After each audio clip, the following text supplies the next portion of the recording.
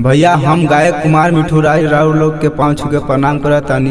यही 2020 में महामारी बीमारी के हल्ला हो गइल बा, जेकरा के एक गीत के माध्यम से हम सुनावे जातानी। एक के सुनी लोग और प्यार दी लोग। बोला बोला बाबा बागेश्वर नाथ की।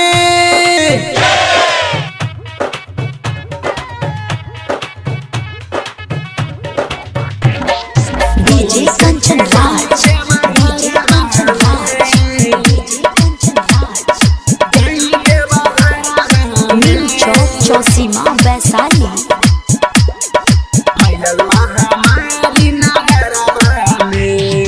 कैसे के जाई देवा घरवा में, फैलल महामारी नगरवा में, फैलल महामारी नगरवा में।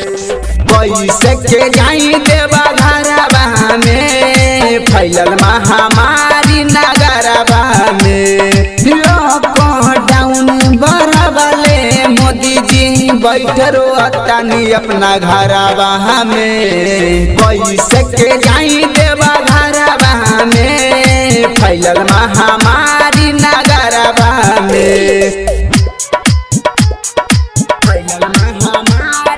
Music director Kanchan Raj. नीम चौक चौसीमा वैशाली।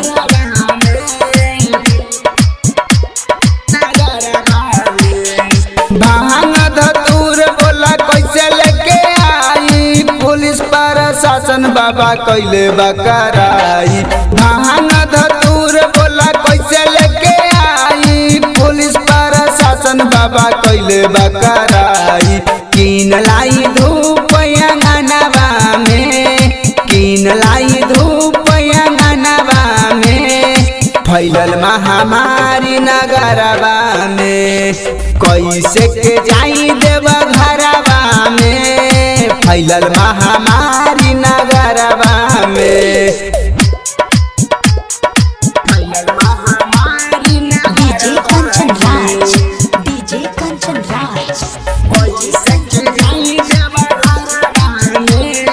नीम चौक चौसीमा वैशाली।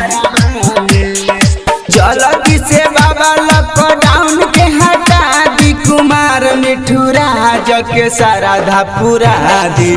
जल्दी से बाबा लॉकडाउन के हटा दी, कुमार मिठू राज के साराधा पूरा दी।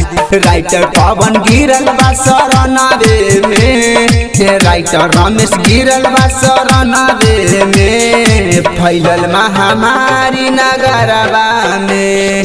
कैसे के जाई देवा घरवा में, फैलल महामारी नगरवा में। लॉकडाउन बरबले मोदी जी बैठरो अतानी अपना घरवा में। कैसे के जाई देवा घरवा में, फैलल महामारी